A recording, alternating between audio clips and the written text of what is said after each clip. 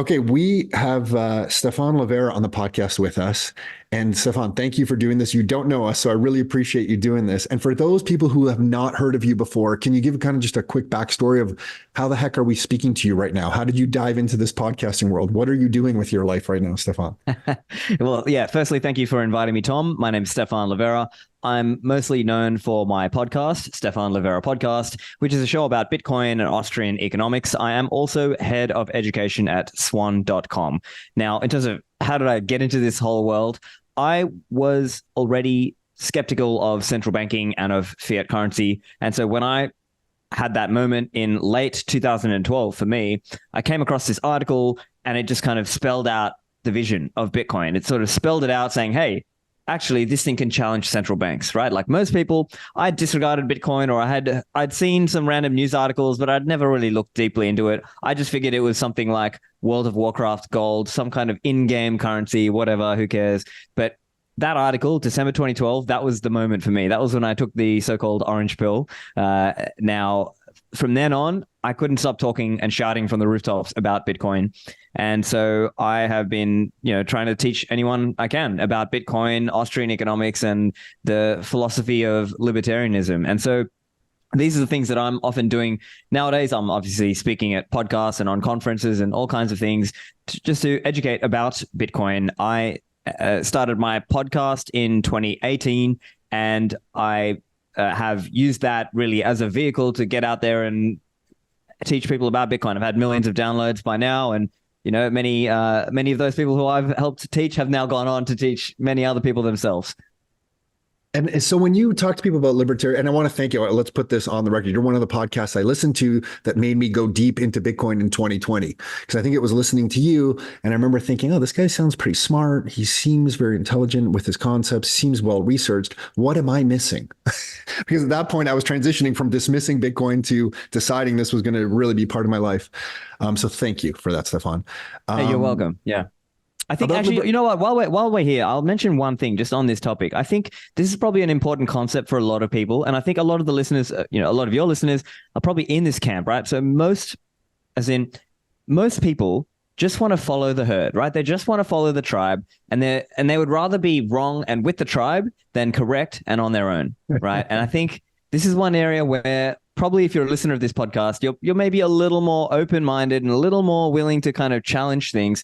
And I think that is what makes somebody at least open to understanding Bitcoin a little bit earlier, right? And if you're here now in December 2023, pre the Bitcoin ETF, you're still early.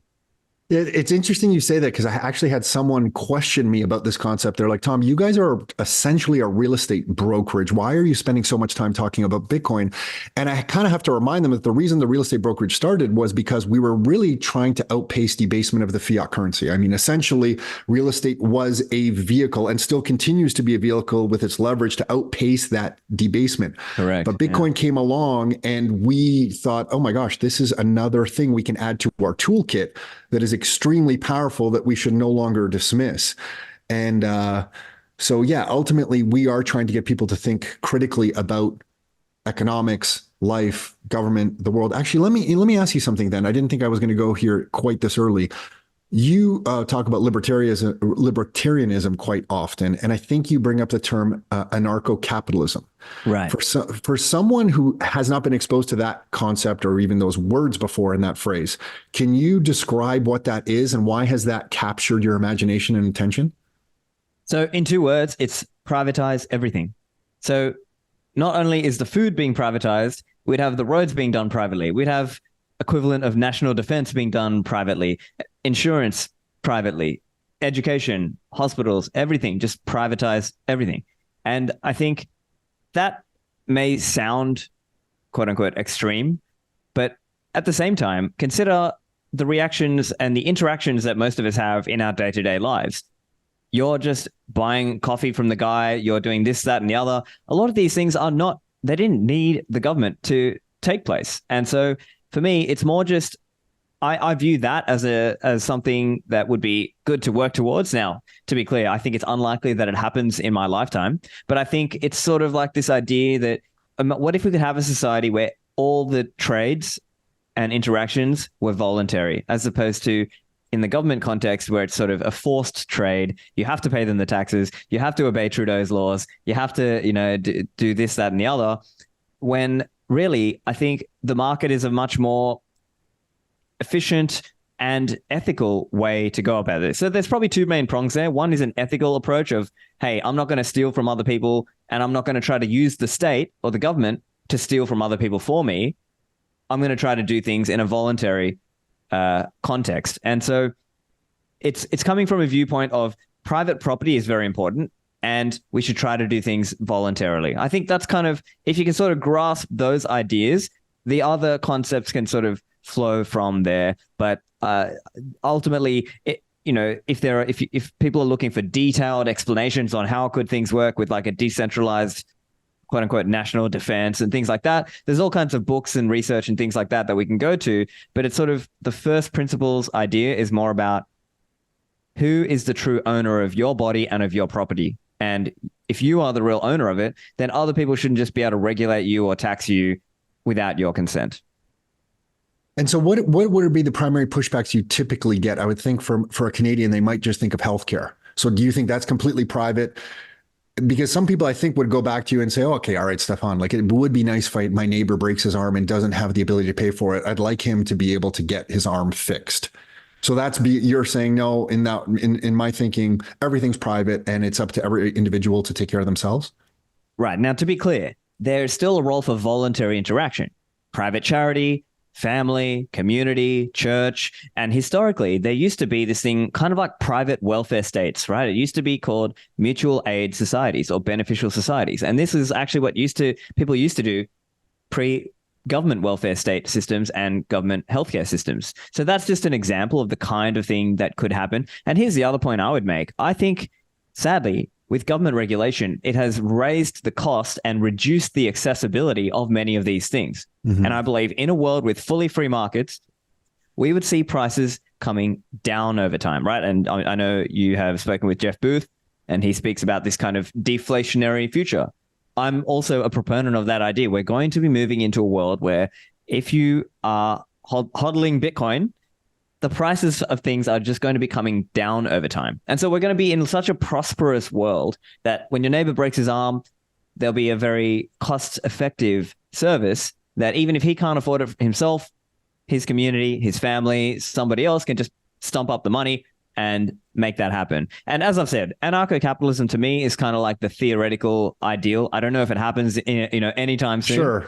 I think in practice, what we'll probably have is more like small states, right? Like minarchist or small states, and maybe even city states, right? I'm thinking more like Singapore, Dubai, Hong Kong before the Chinese, Communist Party sort of came in there. I think that's probably something closer to what I think it might look like, this kind of smaller city states. And in fact, I am also an ambassador for this concept known as free private cities. So that's kind of also another related idea, but I'll let you take it where you got it. No, you're bringing up a really interesting point. I never really thought about the cost of healthcare. With prices going down and productivity and technology increasing, we should be able to reduce the price of things like healthcare as well. I never really associated all of Jeff Booth's thinking, what you just brought up, with, for whatever reason, the price of getting people healthcare. But prices should fall everywhere, including the cost of getting people medical attention. And you're exactly right. You're right. When measured in Bitcoin, the prices of that should fall against Bitcoin. And then there can be communities that are raising money for people that need it as well. Yeah. So there are some interesting concepts here that require some. So let me ask you this then: is democracy, in your view, is democracy just a failed concept? Can it work in the short term, but the long term it just centralizes? Yeah. Can you expand on that? In my view, democracy is actually a bad thing. It's a bad form of governance for society. And I understand that could sound controversial. It does sound controversial. But, yeah. But because here's the thing. In today's society, most people have kind of been programmed to this idea of, democracy is good, right? And you see this even when people say things like, I'm going to democratize access to this, right? They kind of mean it in the sense of, I'm going to make it accessible to more people. That's really what they mean. But it's become a synonym for good. And it's not. It's really not. And here's why. It's counter to private property ownership. Now, why is that a problem? Because let me put it in very simple terms. When you rent a car, let's say you're on holiday and you rent a car, just to drive around for a few days while you're in this town. Do you change the oil? Do you go and, get the windscreen wipers checked? No, because you are a short-term owner of that car. You are renting the car. You are not a long-term owner of the car. But if you bought that car and you plan to own it for 10, 20 years, well, definitely you're going to be checking the oil and doing making sure the brakes get checked. It's kind of an obvious example, but hopefully it can spell out the difference in temporary ownership and long-term ownership. And so there's a great book by Hans Hermann Hoppe. He's an Austrian economist, and it's called Democracy, the God That Failed.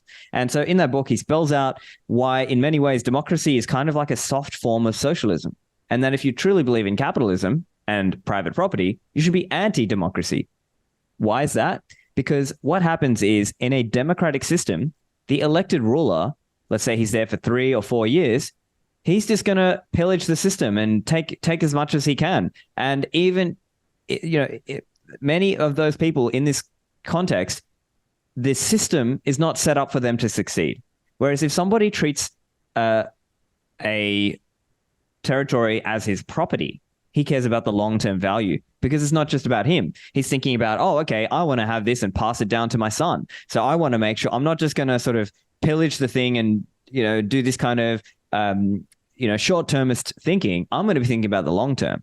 And so in that book, he actually makes the argument of why his argument is that monarchy is not perfect, but it's better than democracy. Why? Because he's, in his view, the ruler of that territory or city-state or whatever.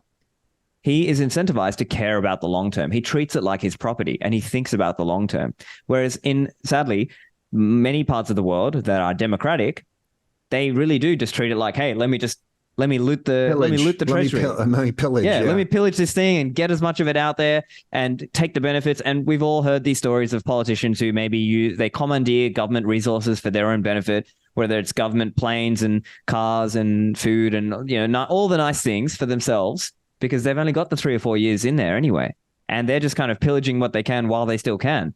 They're not thinking about the long term. They're not thinking about truly what would be economically sustainable decades into the future. And that is what a private property capitalist system would incentivize. So it also does play into fiat currency and Bitcoin and things like this as well, because Sure. I truly believe it's a similar thing with fiat versus Bitcoin. Bitcoin, when you hold it, you are really thinking about the long term, right? I hold Bitcoin and I'm thinking I'm going to pass this down to my son and to future children I have. And I'm thinking about in those terms. Whereas in fiat world, we're often addicted to these short-term hits of attention. We want these little dopamine hits, right? Everybody nowadays, they're scrolling their TikTok and Instagram and they want these little 10-second schizo videos. Nobody's willing to, sit down and actually read a book, or, really stop and think and actually be bored. And maybe sometimes being bored is a good thing for us, because it's kind of encouraging us to be creative. Like when you go on a walk and you're not kind of scrolling, you're actually having to think about things. So, I think a lot of these ideas are interrelated. So what is the leadership type then? Let's imagine like a city state comes to fruition. Somehow when you said that, I just thought of Miami, even though Miami's in the US and it's probably not a good example. But if Miami was to turn into some kind of city state, what type of leadership is in that? Because we don't have a monarchy that has existed now in some of these areas. We don't have to pick on Miami, by the way, it could be anywhere. But what is the leadership that comes into play there? How does that form going forward? Like, let's think about going forward. How does that leadership come into effect and what does that look like? So as an example, there are some guys trying to do this whole free private cities model. So this is something that exists now, notably in Honduras. There are 2 ones. I've done episodes on my podcast for people interested, Eric Brimman, and the other one is Massimo Mazzoni. And basically, these are kind of like startup cities, or almost like they did an agreement to kind of have this ZA, Zone for Economic Development. The acronym is not that important, but the point is, they are able to offer certain rules and certain low taxes or certain benefits, and they're trying to attract capital and attract people to come and work in the area, whether that's local Hondurans to come and work there, or sort of digital nomads and entrepreneurs who are going to come in and go there because they can get a certain low tax or low regulation environment. And so that's an example. And there are people trying to set these free private cities up all around the world. So that's an example of how these kinds of things could happen. And to some extent, people are trying to replicate the success of places like Singapore, Dubai, etc. And I think we are seeing multiple angles at this. So as an example, Nayib Bukele of El Salvador has spoken of, positively of Singapore, and he's sort of trying to make El Salvador be kind of like a Singapore of the Latin Americas. That's an example. Javier Milei in Argentina is an outspoken libertarian, explicitly trying to end the central bank, explicitly trying to make the state smaller. So there's all kinds of different approaches on how do we actually get there, whether it's libertarian politics at the ballot box.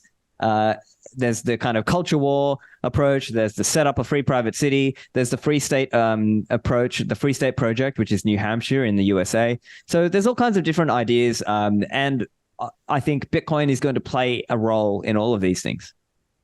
It's funny. I was out for a steak dinner with my brother-in-law last night, and he obviously hears me talking about Bitcoin, and he is now into Bitcoin. Basically, maybe I've forced him to be into Bitcoin, Stefan. Who knows? But he's definitely into Bitcoin.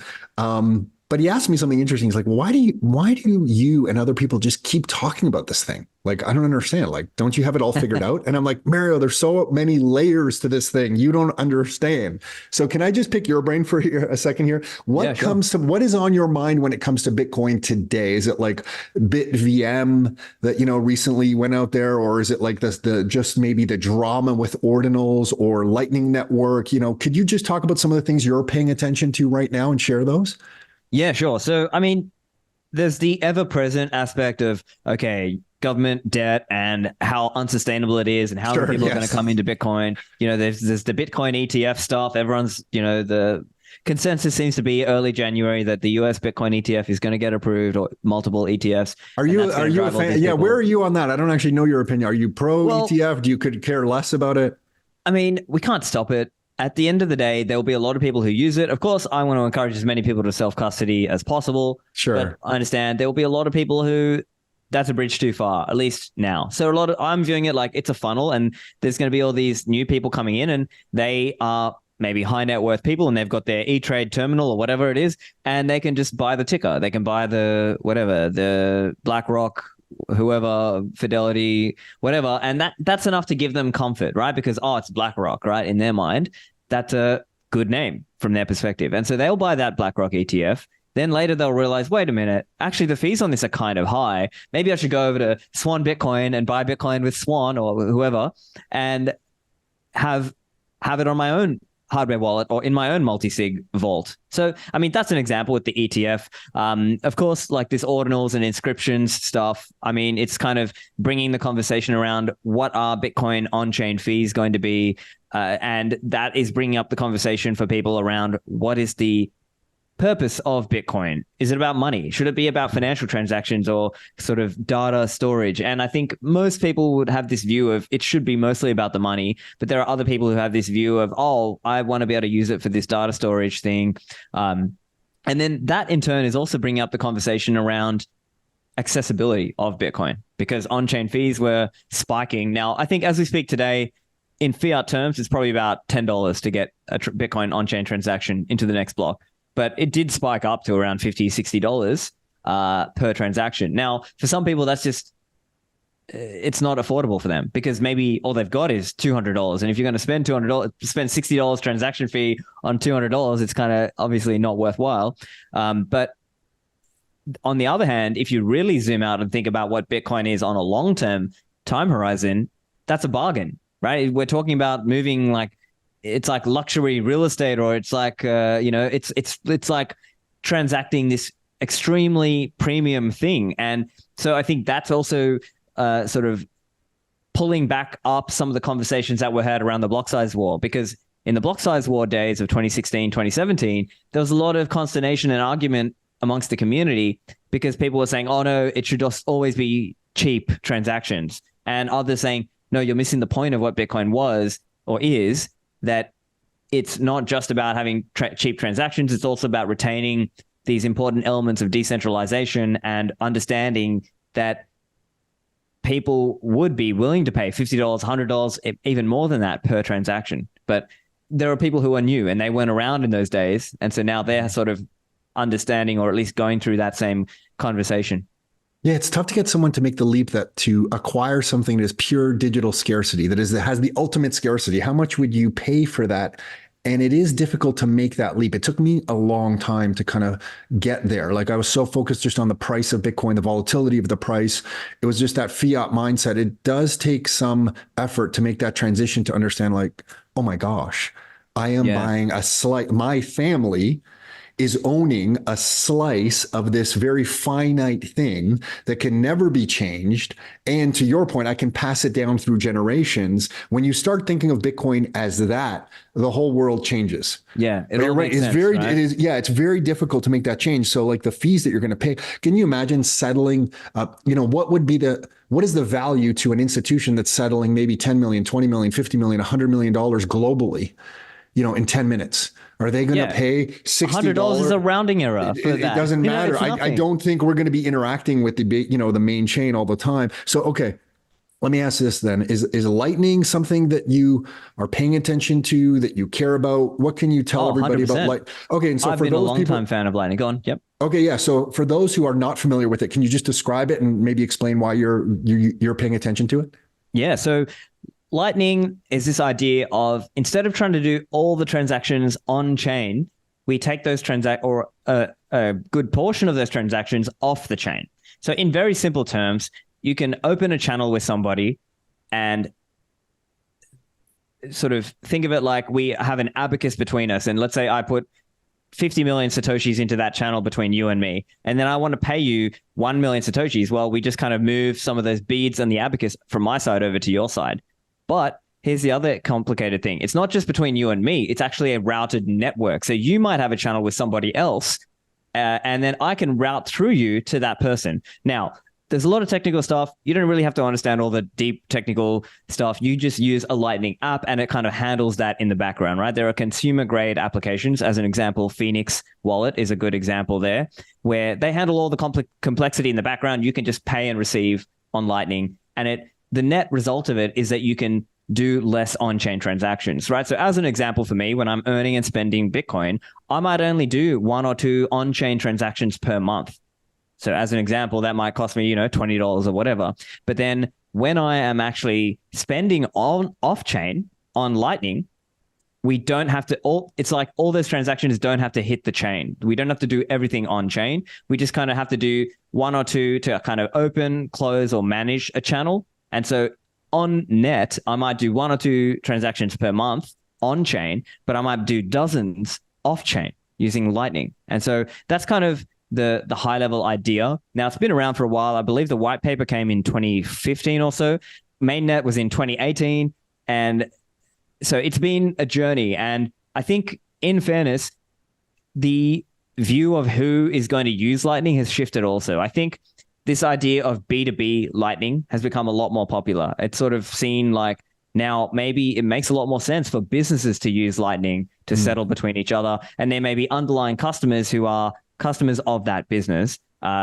Whereas maybe in earlier days, people might have thought of it like, oh, just every individual will have Lightning channels, where maybe that won't necessarily be the case going forward. The future is unknown. It could be that way. But for now, it sort of seems like it's going more in a B2B context or B2B direction with Lightning, but still extremely useful. Yeah. Yeah. And I guess for anyone listening, I like the abacus example too. And the other one I think that's tossed around a lot is like opening a bar tab, where you kind of have this tab, you and I have a tab between each other of like how much we owe each other. Then at the end of the night, we're like, okay, you sort of settle it down. Let's settle up. And then we put it to the base chain or to the main ledger or whatever whatever language you want to use to think about Bitcoin at the base. And you kind of settle that tab. So with Lightning Network, this came up with Jeff Booth a little bit. It seems like there might be an opportunity. I mean, this fascinates me because I've heard a lot of people over the last few years talk about staking with other things that could be like the risk-free rate of return. And it frustrates me because a lot of that to me is just junk. But with Bitcoin, I see this opportunity with Lightning. And I don't know if this is going to come to fruition, but it seems to me if it does, this could be truly a risk-free rate of return. Is there the technical capacity of Lightning for me to offer liquidity to the Lightning network with some Bitcoin that I continue to custody, that I can earn fees off of? Do you see that evolving? The short answer is it's kind of a yes and no here. The short Okay. answer is yes, you can do it, but I think for most people, it's kind of early days right now, and I would say, unless you are a professional operator in that space, it's going to be difficult to make a reasonable amount of money on that, because it still requires a lot of technical competence. And in fairness, there are websites and services that kind of try to offer a marketplace. So, for example, Amboss.space, I think, is an example of this. And there are others out there that they're trying to kind of offer this marketplace where you can do this thing. There are different approaches, and sometimes people criticize and say, oh, we should do it in a more decentralized way. It should just be at the node level, liquidity ads and things like that. And again, I don't want to get too into the technical details, but the short answer is that for a lot of people, you need a lot of technical ability to sort of really manage that properly. And there are people who've done this, and there are some people who do this kind of at a semi-pro level. I've got episodes on my podcast, in fact, with a guy, his NIM was zero fee routing, and he ran a node like this where he was trying to make money by selling liquidity. And so the end of that story, though, is he did end up shutting that node down because it was taking a lot of work for him to actually manage that. And I should also note, I think sometimes like a little bit of the marketing can get a little bit ahead of itself there, because people say risk-free rate of Lightning. Hang on. It's risk-free in the sense of, but it's not risk. Okay, so it's risk-free in the sense of like, yes, people are paying you, but it's not risk-free in terms of technology risks, right? There are all kinds of things that could go wrong. You could have a force close on that Lightning channel. You still have to think about, so it's still other early attacks. days. I would say it's early days, and it's probably still at the professional, maybe semi-pro level. It's probably not at the level that an everyday person can just be like, oh, hey, let me just put some money on the Lightning Network and just spend some money. And because I think what happened in earlier years, people sort of heard those terms and they kind of associated with, oh, passive income. And then there was a kind of a rush of the herd to this idea. But I think it was just a little bit early, and maybe a lot of people didn't understand what they were getting into. Yeah, that's fair. Could it ever evolve into something, or do you think the competition will I see just potential be there. I see potential there, but it's more like it still requires kind of work and time and more. Yeah, it's not here yet. Of the Lightning Network. Because the reason, and now the Lightning Network is growing, but I would say it's probably not met the lofty expectations that people had from 2017, 2018. Like it has grown, but I'm trying to be fair here, right? Like I like Lightning. I'm a promoter of Lightning, but I also don't want to oversell. Like I think it's grown and it is growing, but it's not like widespread use today by Bitcoin people. Are there other solutions that you are paying attention to that you can share with anyone listening? So I would say Lightning is probably the most developed in terms of non-custodial infrastructure. There are others that make other trade-offs. So as an example, there's Liquid, which is a federated sidechain. It's kind of like a fancy multi-sig bank. So you're kind of trusting that the federation won't rug you or steal from you. There are people exploring that. There are people exploring other ideas that could come in the future, such as ARC or payment pools and some of these other concepts. But for some of these other concepts to really be brought in, I think it probably requires a soft fork in Bitcoin. So that's sort of people talking about that also, having covenants, which is like another idea that could help in terms of Bitcoin scalability, Bitcoin security and custody, and maybe even some benefits at the mining level as well, if it were to enable more decentralization of Bitcoin mining. It's interesting at this stage of Bitcoin being so early, just to watch some of this evolution. You can kind of see there's challenges with it, but you can also see that there's enough smart people working on it that it's going to be the next 10 years specifically, I think, are going to be really interesting.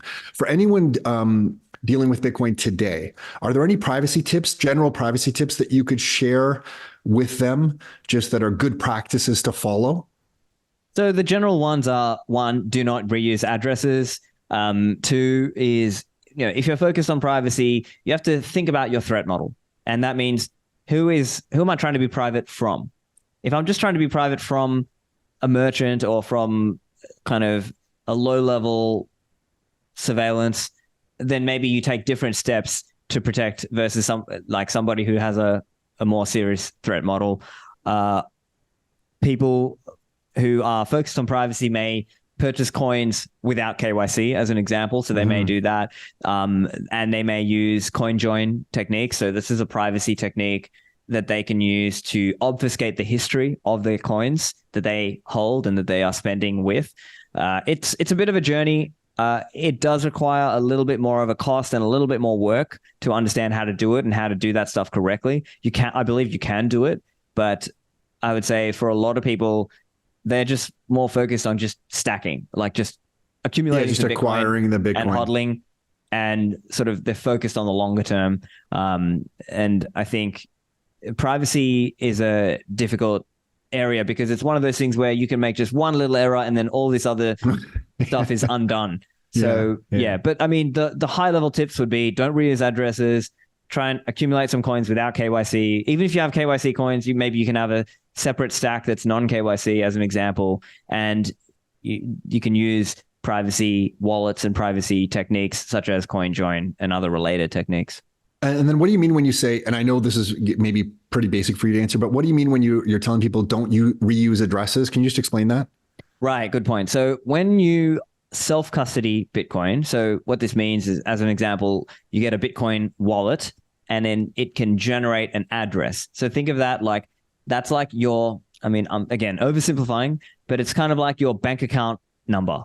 And anybody who knows your bank account number can send you coins to that address, let's say.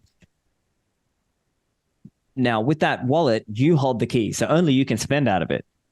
So you theoretically can reuse that address, but what I'm saying is, as a privacy technique, your wallet can generate new addresses and you can receive into those instead. So that way, you're not linking all of your financial transactions to the same address. You're kind of receiving things into different addresses, which makes it more difficult for somebody to try and analyze what you're doing from a from a privacy heuristic level. So I have various episodes on my podcast that go into kind of privacy and like the defenses in that kind of aspect of it. But the short version of it is, just use privacy techniques such as coin join wallets. And does every wallet allow you to use multiple receiving addresses like that? Is that possible? Like, I don't even know. Does something simple like Blue Wallet allow that? Do you know? Yes. So that in most wallets, it's like a default practice, right? Like that wallet will sort of say, oh, I've received coins to this address. Okay, let me generate a new one for you. And then that's the one you can show people or copy paste to them and they can pay you into that address. So, and does every wallet almost have an unlimited amount of new receiving addresses it could use, or no? More or less. So technically it's like 4 billion addresses or something like that. So more or less unlimited number of addresses that you can generate using most standard Bitcoin wallets. Okay. So if you have a wallet, if you're listening to this and you have a wallet, you basically can receive to different addresses. And when you receive to different addresses, Stephan, the reason that you would want to do that is it's an open ledger. So any address that you share when you're receiving Bitcoin, someone can look at how much Bitcoin is associated with that address, but they can't determine the other addresses that are in your wallet. So they can't see all the Bitcoin that you might be holding in that wallet, just what's associated with that one address. Is that a fair? Correct. Yeah. Correct. Okay. We're actually fortunate in Canada with Bull Bitcoin. I'm not sure if you know the Bull guys. Yeah. I know Bull Bitcoin. Yeah. Okay. So we can do non-KYC at $1,000 or less at Canada Post. Yeah. So if you're listening to this, you can actually you can set up, I guess, something like a Blue Wallet and walk in. I guess the Blue Wallet would be on your phone. Yeah, there's many privacy concerns here. But anyway, at a high level, you could go into Canada Post and receive to your to a Blue Wallet, and you can get non-KYC Bitcoin. I think it's like $1,000 limit per transaction right now, which is a good way to do that if you wanted some non-KYC Bitcoin. I'm just thinking we went through the whole trucker thing here, Stephan, like I'm sure you're aware of. Yeah. So if you wanted to make a donation to someone, you would probably want to use some Bitcoin that's not tied to you directly. And in Canada right now, there are some ways to do it. But just articulating this to you now, I'm thinking of all the steps, and privacy is really kind of complicated when you think about it. Geez. And I know, I believe Bull Bitcoin have now worked it into an app as well. So for Canadians, I think they're about to release it. Yeah. I don't think we have we're all anxiously waiting on this app. Right. You're right. So I don't think I saw Francis demonstrated at the Canadian Bitcoin conference, which I was there. And so that'll be cool. That'll be a really great way to do it. And there's lots of services out there. That'll be an example. Yeah. Okay, Stephan, I just want to switch gears a little bit. Why are you're living Am I allowed to in share where you're Dubai. living? We can talk about this. Dubai, Okay. UAE. You're Yeah. living in you're living in Dubai. This just fits with your, principles. Why are you in Dubai? How's Dubai? What's going on? So the main thing for me, I was really interested in low taxes. My wife likes that it's very safe here. It's pretty good convenience and services, and because Dubai is very connected as a flight hub, it's easy to fly around for events and things as well. And yeah, there's a great community here as well. Like we have a Bitcoin meetup, we have an Austrian Economics meetup. Yeah, and we get a lot of people coming through and often get a chance to meet up with people. And yeah, it's a great overall spot. I would say, I'm not saying it's like kind of everyone has to go here. I'm just saying you have to find what works for you. And if you are annoyed at high taxes or other things in the Western world, then you can find other countries out there that have other trade-offs and other, lower taxes and things like that. And getting status there, you can get a work status or visitor status fairly easily. Yeah, so it's relatively easy to get a visa here because you can basically, it's kind of like a pay-to-play system, right? Like you can buy a visa, but there's different paths. There's a freelancer visa. You can set up a company and give yourself a visa off of that. There's also an option where you can buy property and give yourself a visa off of that. So there's different ways that you can basically pay a fee and get a residency permit that way. And there's no personal income tax here. There is a 9% corporate tax, but there's certain carve-outs and exemptions there too. But in terms of personal income tax, it's very beneficial because there's no capital gains tax, no personal income tax. So it's very useful from that perspective. You must be able to feel very fortunate. This is obviously you're very passionate about the subject. You're working with Swan Bitcoin. You're running your podcast. I mean, you're living a life that I feel is very aligned to your principles at this point. You must be feeling frustrated about how some of the world works, no doubt, but also feel very blessed at where you are right now. Oh, 100%. Yeah, I'm very happy with, yeah. Yeah, I mean, for me, yeah. Sorry, go on. Yeah. No, you're an interesting character. How did you get to this point? Like, what's your backstory? Like, where were you born? Like, how do you get into Austrian economics? In 2012, you said you stumbled into Bitcoin. I don't get it. Like, where were you born? Like, what's your family story? So I was born in Sri Lanka. Okay. But I was raised in Australia. So I was raised in Sydney, Australia. So I'm an Australian citizen. You went to regular school there? Yeah. Do you have siblings? Yeah, I got a little sister. And yeah, it's like I grew up in Sydney. I went to, Catholic schools, went to a Catholic boys' high school, went to university. Yeah. And so, but the thing for me was, around the age of 14 or 15, I was on IRC. So for listeners who don't know, I was on Internet Relay Chat and I was in some Australian politics channel. And this guy kept linking to Mises daily articles. And that's Mises Institute, Mises.org, MISES.org. And so I would go there and read those articles and think, wow, it's making so much more sense than what they're teaching me at school. And so that was how I started going into the libertarian and Austrian economics world before Bitcoin even existed, right? So that was kind of my sort of first exposure. You're young at this point. Like, what year are we talking? How old are you doing this? So you're in high school? Yeah, I was like 14 or 15-ish at that point. And so you've always been inclined to read about economics at 14 or 15? Well, I guess it's one of those things that just kind of stumbled into it, like I was in a chat room and I was kind of arguing with this guy or whatever. We were talking about politics. And I guess that was what he just sort of linked to some of these things. Now at the start, I thought, oh, this is crazy. That'll never work. And then over time, it just sort of dawned on me that, wait a minute, this is actually making a lot more sense. And so then, yeah, I just sort of went down that rabbit hole. And so I was an Austrian and anti-central banking before Bitcoin. And so then coming to Bitcoin, obviously, I was primed, right? Like if you're already anti the central bank, well, hey, Bitcoin is your jam. So yeah, so that's kind of what it was for me. Now I had a professional career back when I was in Australia. I was a chartered accountant, started my career at Deloitte, one of the big four, professional services firms. I was working in banking for a little while, but also I was living this kind of quote unquote double life of being anti Federal Reserve or anti central banking. And so I had, that interest in Bitcoin and I was hodling and at the same time trying to teach people about Bitcoin. But of course, it's kind of difficult to get through to people. But I think we've made a lot of progress over time. And by say we, I mean all the sound money advocate people, whether that's Bitcoiners and gold dogs even, because I would say when I was trying to tell people about Bitcoin in 2013, I had to explain what the term fiat money meant. Mhm. Nowadays, I don't have to explain what the term fiat money means. Most people who are kind of savvy, they understand what the term fiat money means. So we're making progress in certain ways. It's slow, but you have to keep repeating yourself and you have to be patient, and you can slowly reach people and help them see why the fiat system is so flawed. And it drives this crazy leverage effect, right? Where you're a real estate guy, obviously the leverage effect is key. It's key to how people have made money in real estate, because the normal returns just on one property unlevered are usually not enough, right? Like you'd have to. It like, matches M2. It kind of matches M2 growth. Exactly, right? Like what kind of, and I know in real estate world, they talk about the cap rate, right? So in most of the Western countries, it's probably somewhere between 4 to 6% after costs, right? That's like your net rate.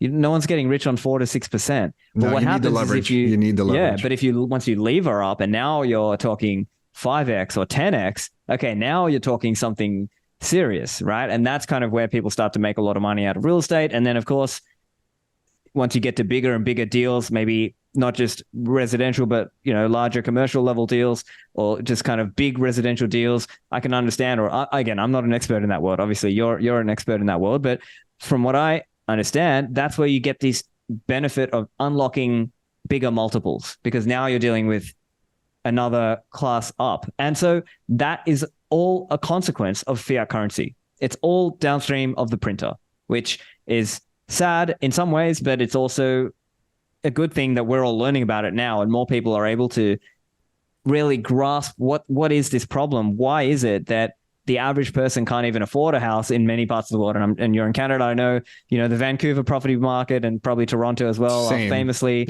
out of reach. Sydney and Melbourne, in Australia, are very much out of reach for an average person. So, something's got to give. And I think Bitcoin is going to be a big part of, what gives. I want to ask you the biggest threats to Bitcoin in a second, but first, what do you think the next 10 years looks like with Bitcoin's evolution? I mean, there's got to be a compounding effect here from the time you got in to look at someone like me in 2020. I would think this is a different type of generation of Bitcoiners or different type of Bitcoiners. What do you envision over the next 10 years? Do you see a slowly, then suddenly moment occurring in the next 10 years? Or is it just this kind of perpetual grind of more and more Bitcoiners? How do you see and I guess that could be different. Question, yeah. Go ahead. Well, going back to your question around who came in, right? In the early days, it was, cypherpunks, cryptography people, and sort of computer nerds, real hardcore computer nerds. Then it was maybe libertarians and like drug people for the Silk Road and stuff like that. So that was kind of like the other demographic. And then you kind of had maybe some of the macro guys kind of come in at that point. Then yeah, that's maybe, fair. Yeah. And then 2017, you sort of had this kind of gambling kind of ICO craze. And then you've had kind of, 2021, 2020 cycle, you kind of had another round of gambling and let's say a broader, somewhat broader retail coming in.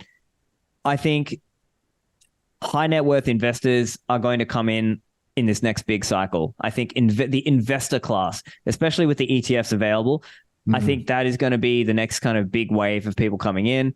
And of course, there's a lot of people who they need multiple touch points to really learn what Bitcoin is. So maybe the first time they heard about it, right. And even for me, like the first time I heard about it, I kind of disregarded it. But then it comes back, right? How is this thing back? How can it be that this one thing has gone up and down?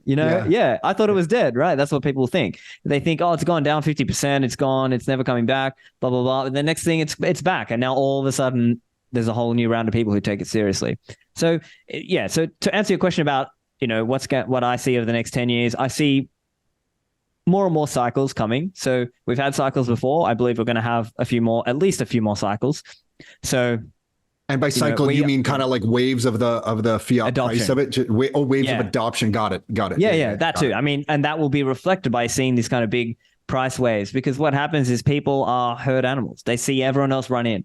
And then what happens is each cycle there's kind of OGs who are dumping at the top kind of thing, or they start selling some because they want to, for whatever reason, maybe they want to buy a house, they want to buy a There's car some for the family, lifestyle. You whatever. got to live too. Yeah, sure. Right. And we don't live forever. So you kind of can't blame those OGs who are selling some coin or whatever. But that's fundamentally what happens. And so eventually in each cycle, you sort of reach an exhaustion of buyers. And then that's the top. That normally marks the top. And then and then we sort of have this kind of bear cycle. And that's typically where we get the 70 to 80% drawdown.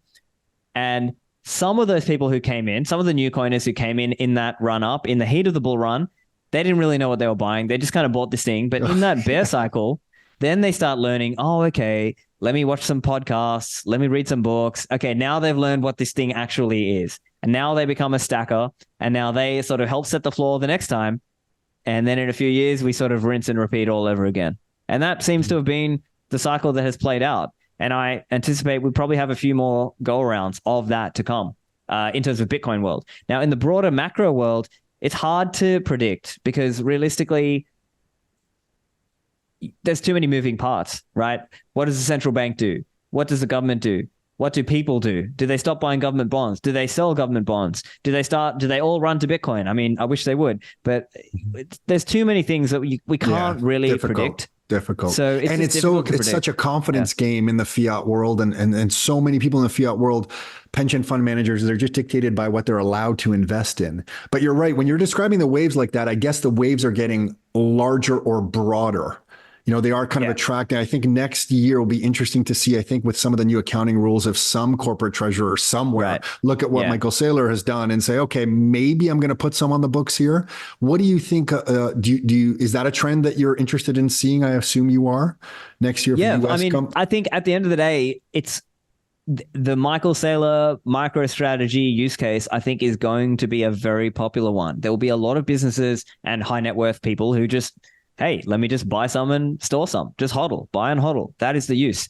I think sometimes people get distracted with sort of, doing commerce with Bitcoin. Now, I earn and spend Bitcoin personally, but I think most people will just buy and hodl, and that's okay, right? There'll be a lot of people who just buy and save with Bitcoin, and that is going to help bring Bitcoin to broader adoption. And then once there's broader adoption, then we'll start to see more people actually buying and selling and actually trading with Bitcoin directly, like buying and selling their food with Bitcoin, that kind of thing. Whereas now that's a very small percent of the overall Bitcoin use case. And we can know this objectively as well. If you look at some of those statistics on looking at how the coins have moved, you can see that most of the coins have not moved. Objectively speaking, most people's use case for Bitcoin is hodling, And so I think so if you can't save, it's kind of hard to use Bitcoin for a lot of people. So I think that's for most. That's on my, honestly, what you just said is on my mind a lot, that a lot of people cannot grasp the concepts of Bitcoin, because if you're not able to save, and the fiat world has prevented saving, like really, when someone would kind of deduce like, oh, Tom, if I'm going to buy $50 in Bitcoin, well, really, what's the point? I'm just going to keep doing what I'm doing. I can't save any money anyway. That frustrates me to no end, Stephan, that we're in a place in the world where people have difficulty saving. And I know it must for you as well. Yeah. So let me add something there. I think you can't know until you've tried. So for some people, you're trying to help them and you don't know if them buying that first $50 is what ticks them off down the rabbit hole. And now that's fair. That's fair. You know what I mean? Like, they could buy their first $50 of Bitcoin, then go watch a Michael Saylor podcast and watch some of my podcasts, watch your podcast, and all of a sudden, boom, now they are hardcore Bitcoiner. They're down the rabbit hole. But they could also go the other way. They could just buy $50. It just kind of sits there and languishes until another cycle, and now they take, so you can't know. You're right. And I guess if you had that $50, when I thought it was dead was the 2017 cycle. And I remember seeing the peak and I was kind of laughing like, tulip bubble. And I saw those charts. And then I think it was 2018. I checked the price of it. I don't know why. I had no idea. I checked the price, Googled it up, and I think I saw it, or you would know better. Maybe it was around 6K, something around there. Yeah. And I remember it stunned me. Like it completely stunned me, because I thought, oh my gosh, like, why isn't this zero? Like, I don't understand why it's not zero. how's this at 6K? I still did nothing, Stefan. Didn't do anything else, but it was like another step in my evolution of understanding, like, oh, let me ask you something. I just want to get your thoughts. What are some of the biggest threats? Because I get that asked a lot, probably more than what are some of the positives of Bitcoin at this point.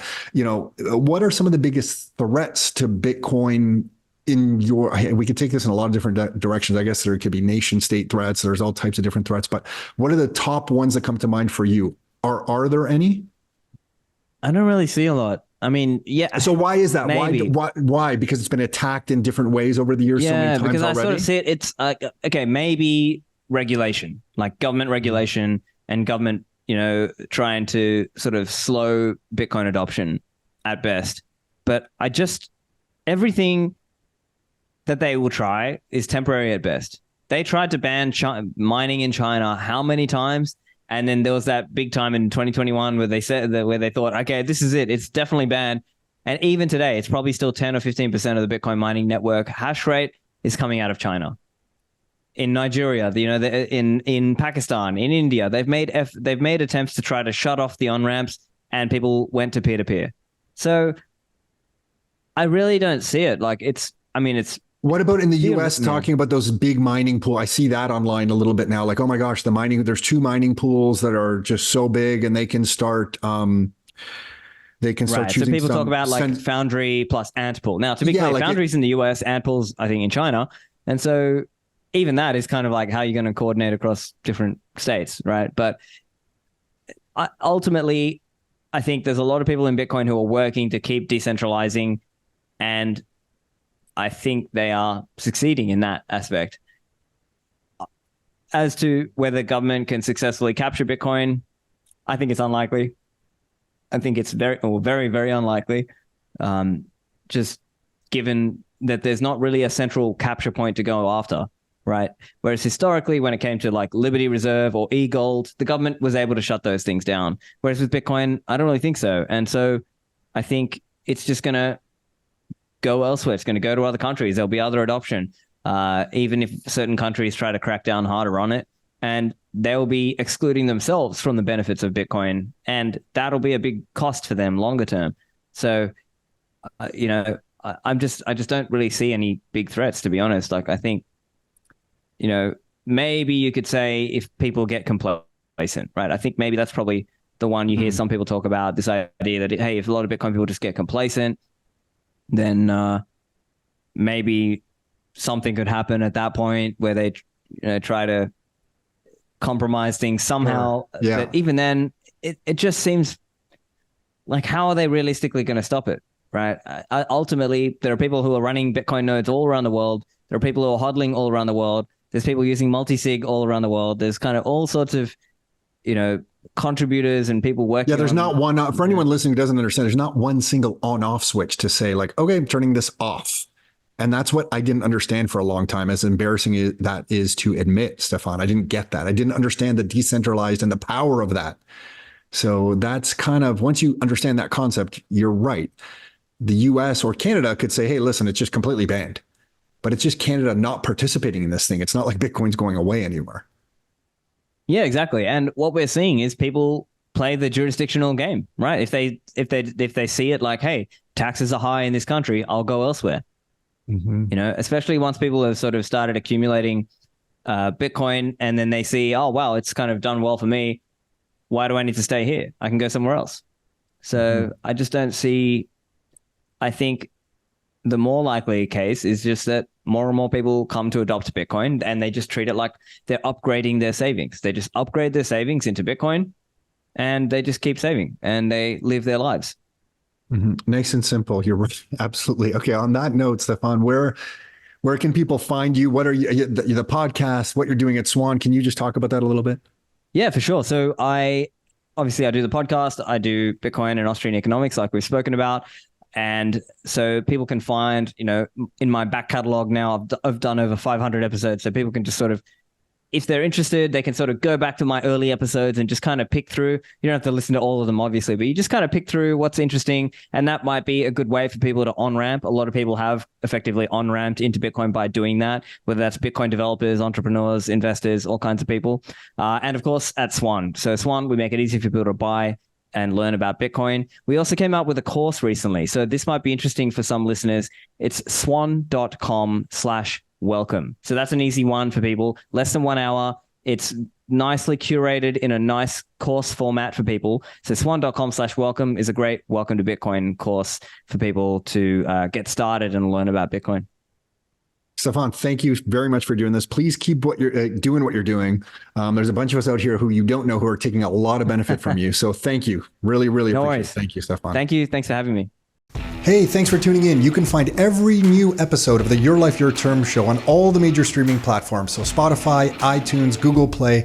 And if you'd like to get free copies of some of the books that we've put together, like these right here, or some of the reports that we've put together, like these right here, you can find all of those at www.rockstarinnercircle.com. That's www.rockstarinnercircle.com. That's it for now. Until next time, your life, your terms.